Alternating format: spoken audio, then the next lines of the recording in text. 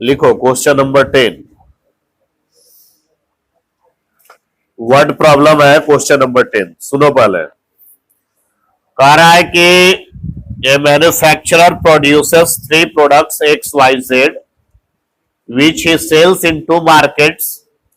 Annual sales are indicated below. कह रहा है कि एगो फैक्ट्री है जो 3 प्रकार के सामान बनाता है, X, Y और Z, 3 प्रकार के सामान बनाता है और इस तीनों सामान को 2 बाजार में बेचता है।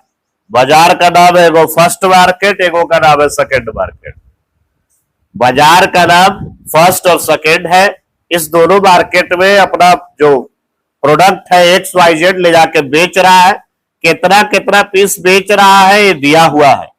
फर्स्ट मार्केट में X जो है 10,000 पीस है, Y 2,000 पीस, Z 18,000 पीस, ये सब दिया हुआ है। सेकंड मार्केट में भी दिया हुआ है। ए नंबर क्वेश्चन है कि एक गो का सेलिंग प्राइस, विक्रय मूल्य, X का, Y का, Z का विक्रय मूल्य दिया हुआ है 2.5 रुपया, 1.5 रुपया और 1 रुपया।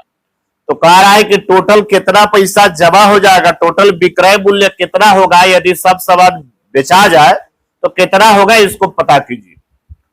दूसरा नंबर क्वेश्चन है कि कॉस्ट प्राइस यानी क्रय मूल्य दिया हुआ, क्रय मूल्य एक एक पीस का क्रय मूल्य दिया हुआ, X का 2 रुपया, Y का 1 रुपया, Z का 8 आना 50 पैसा। तो कितना क्रय मूल्य हुआ और क्रय मूल्य और विक्रय मूल्य पता चल जाएगा तो लाभ भी पता चल जाएगा, प्रॉफिट पता चल जाएगा। प्रॉफिट बराबर फॉर्मूला क्या होता है बताओ? विक्रय मूल्य माइनस क्रय मूल्य, कि क्रय मूल्य माइनस विक्रय मूल्य?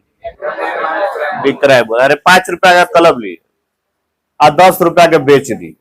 सेलिंग प्राइस 10 रुपया, कॉस्ट प्राइस 5 रुपया, तो प्रॉफिट कितना? 5 रुपया। 10 माइनस 5। चलो लिखो क्वेश्चन नंबर 10। चलो सुनो, यही क्वेश्चन में दिया है कि 2 गो बाजार है, एक सामान बनाने वाला कंपनी है, फैक्ट्री है, मैन्युफैक्चरर है जो XYZ 3 प्रकार के सामान बनाता है। पहला बार सामान बनाया तो भाई बेचेगा ना ले जाके बाजार में, बना के घर ही रखेगा तो क्या फायदा होगा, तो नुकसान हो जाएगा। तो उसको बाजार में ले जाके पहुंचाना पड़ता है कि भाई ले जाइए बाजार में अपना सामान, ग्राहक खोजिए, दुकानदार खोजिए, दुकानदार को दे दीजिए। अब दुकानदार को दे दिए, फिर दुकानदार पब्लिक को बेच देगा। तो फर्स्ट मार्केट में X जो है 10,000 पीस, Y जो है 2,000 पीस, Z जो है 18,000 पीस ले जाके दे दिया। सेकेंड मार्केट में X जो है 6,000 पीस दे दिया, Y 20,000 पीस और Z 8,000 पीस ले जाके दे दिया। टोटल सामान अगर बेचा जाएगा तो टोटल पैसा कितना जमा होगा, टोटल रेवेन्यू कितना जमा होगा, सेलिंग प्राइस ज्ञात करना है। सेलिंग प्राइस यूनिट बने एक गो X का, एक Y का, एक Z का, विक्रय मूल्य 2.5 रुपया, 1.5 रुपया और 1 रुपया दिया हुआ। वर्ड प्रॉब्लम का कंसेप्ट आपको पहले बताया है कि 2 मैट्रिक्स में एक मैट्रिक्स रो होना चाहिए और एक मैट्रिक्स कॉलम होना चाहिए, बताया ना। जब भी आपको वर्ड प्रॉब्लम बनाना हो तो एक मैट्रिक्स जो है रो मैट्रिक्स और दूसरा मैट्रिक्स कॉलम मैट्रिक्स बनाना पड़ेगा। तो अगर आप दोनों मार्केट का यदि एक के बार में निकालना चाहते हैं तो इसको ऐसे ही रख देंगे जैसे दिया हुआ है और इसको हम लोग कॉलम मैट्रिक्स बना लेंगे। तो यहां से देखना, हल यहां शुरू हुआ, सॉल्यूशन यहां शुरू हुआ। टोटल SP इक्वल टू, इस मैट्रिक्स जो है इसको मैट्रिक्स ऐसे रो मैट्रिक्स टाइप रखेंगे। 10,000, 2,000, 18,000, 6,000, 20,000, 8,000 और इसको हम लोग बना देंगे कॉलम मैट्रिक्स 2.5, 2.5 रुपया, 1.5 रुपया, 1 रुपया। जब एक का निकालते थे जैसे ही रो मैट्रिक्स हो जाता है, इसको नहीं लिखते थे, रो मैट्रिक्स बन गया कॉलम मैट्रिक्स।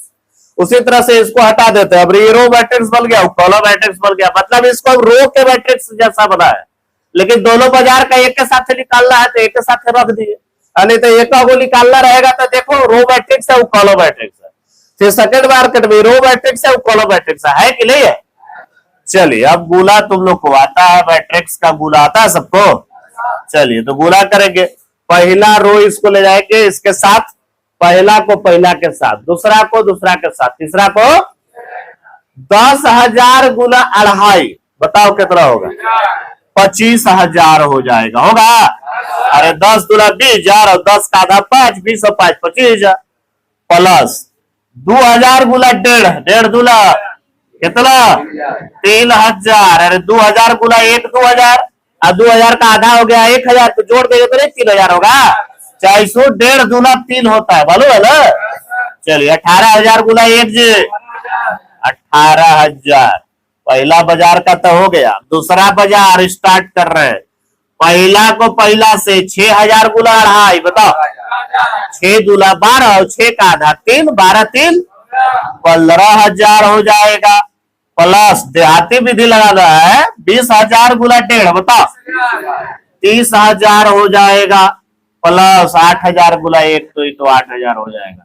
जोड़ घटाव आता है, लेके तेरे जोड़ के बताना। और क्या जोड़ लिया जी सब कोई? तो पहला बाजार में कितना आया बोलो?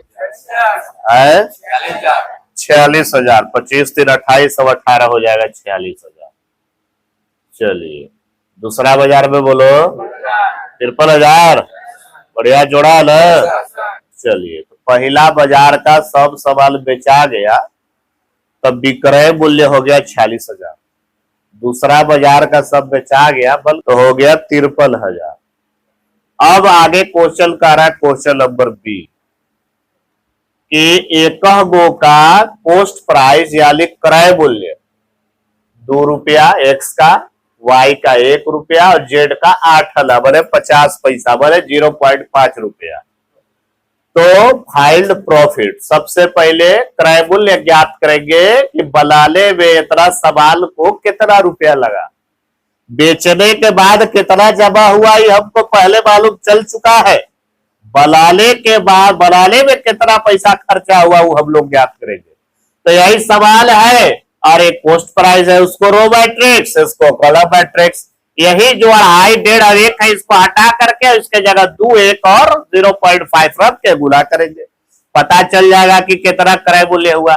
यानी सबसे पहले उसको हम लोग उठाएंगे 10,000, 2,000, फिर है 18,000 और नीचे हो गया 6,000, 20,000 और 8,000। चलो ये रो मैट्रिक्स तैयार हो गया। एक को करोगे तो रो मैट्रिक्स समझ में आ रहा होगा। और यहाँ हो गया कॉलम 2 1 और 0.5 को 1/2 भी लिख सकते हैं। 1/2 लिखो चाहे 0.5 लिखो, बात एक है, जैसे लिख रहा है लिख सकते हैं। ये जब निकालोगे तो पता चल जाएगा टोटल सीपी, टोटल क्रय मूल्य कितना हुआ। गुना आता है जी? चलिए गुना करते हैं। और क्या 10,000 गुना 2 बोलो, आवाज नहीं आ रहा। 2,000 गुना 1 2,000 प्लस 18,000 के आधा करना है 9,000। चलिए आगे 6,000 गुना 2 12,000, 20,000 गुना 1 20,000, 8,000 गुना आधा 4,000। जोड़ाता है 20 और 2 22, 22 और 9 31,000। आता नहीं है का जी? 12 और 20 बोलो 32, 32 और 4 36,000। अब तुम लोग ये बताओ कि पहला बाजार के सवाल बनाने में 31,000 रुपया लगा, अब बेचने के बाद पैसा जमा हो गया 46,000। कितना फायदा हुआ बताओ? अरे इतना में से इतना घाटा हो तो नहीं 15,000 आएगा। दूसरा बाजार में सवाल बनाने में दूसरा बाजार का 36,000 रुपया लगा और बेचने के बाद पैसा जमा हो गया, देख लो 53,000। 53 में से 36 घटा दोगे कितना पैसा? 17,000। तो पहला बाजार में फायदा हो गया 15,000 और दूसरा बाजार में फायदा हो गया 17,000। सबसे पहला चीज कि एक किस मैट्रिक्स, किस ऑर्डर का मैट्रिक्स होगा पहले ये पता करेंगे। ऑर्डर पता करेंगे पहले कि कितना ऑर्डर का ये मैट्रिक्स होना चाहिए, जो कि गुना करें उससे तो उतना आंसर आए। तो पहले ऑर्डर की जानकारी लेंगे। जब ऑर्डर पता चल जाएगा उसके बाद उसको मान लेंगे, तत्व मान लेंगे, उतना ही ऑर्डर का मैट्रिक्स मान लेंगे और सॉल्व करेंगे तो आ जाएगा। तो सबसे पहले ऑर्डर कैसे पता करें इसका ध्यान इधर दो। ऑर्डर तो पता करना है पहले, तो ऑर्डर पता करने के लिए मान लिए कि मैट्रिक्स का ऑर्डर m गुना n है कुछ समय के लिए। इसका ऑर्डर तो हमको पते है, 2 गो रो है और कॉलम कै गो है, यानी 2 into 3 है। इसका भी हमको पते है, 2 गो रो है और 3 गो कॉलम है, यानी 2 into 3 है।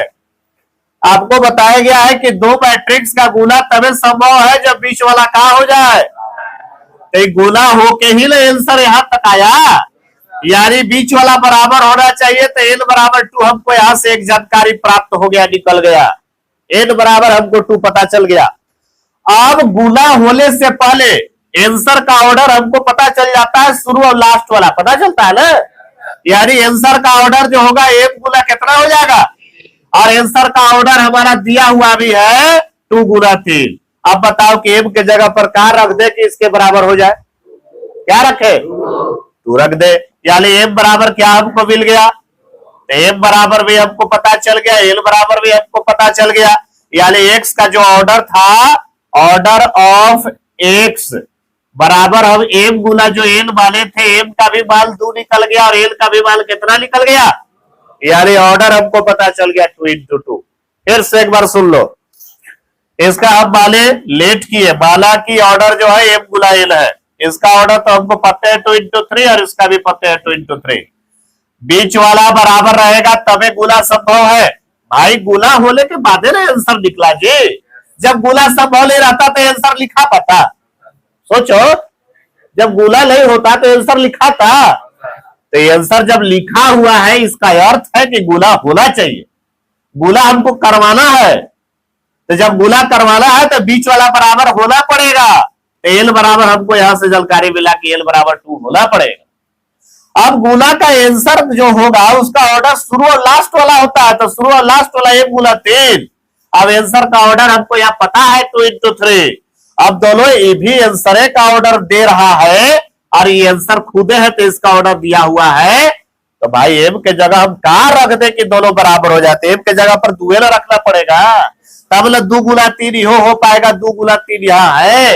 अगर एम के जगह हम 3 रख देंगे तो यह क्या बन जाएगा, 3 गुना 3, तो 3 गुना 3 है लिखल, एम के जगह 5 रख दे बराबर हो जाएगा, एम के जगह 1 रख दे हो जाएगा, एम के जगह क्या रखे कि बराबर होगा, मात्र 2 रखने से बराबर होगा।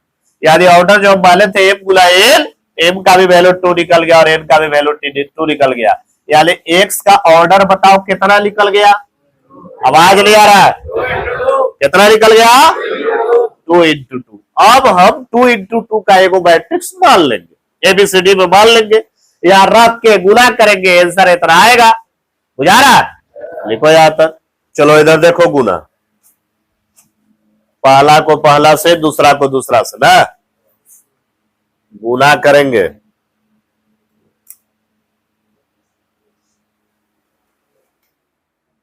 चलो देखो, पहला को पहला से गुना करेंगे, दूसरा को दूसरा से, तो a गुना 1 बोलो जी प्लस, दूसरा को दूसरा से b गुना 4 बोलो 4b, इसी को आगे बढ़ाएंगे इसके साथ, a गुना 2 बोलो 2a, b गुना 5 इसी को आगे बढ़ाएंगे बोलो प्लस 6b होगा।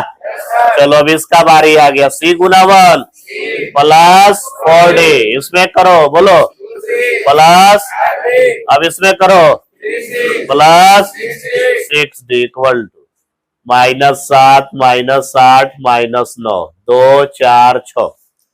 दो मैट्रिक्स के बीच में बराबर का चिन्ह रहे तो संगत संगत बराबर होता है, तो इसका संगत यहां देखो है, इसका संगत यहां देखो है, ये दोनों को सिर्फ लेकर के सॉल्व करेंगे, 2 गो समीकरण तैयार होगा और दोनों को हल करने के बाद ए और बी का मान ज्ञात होगा।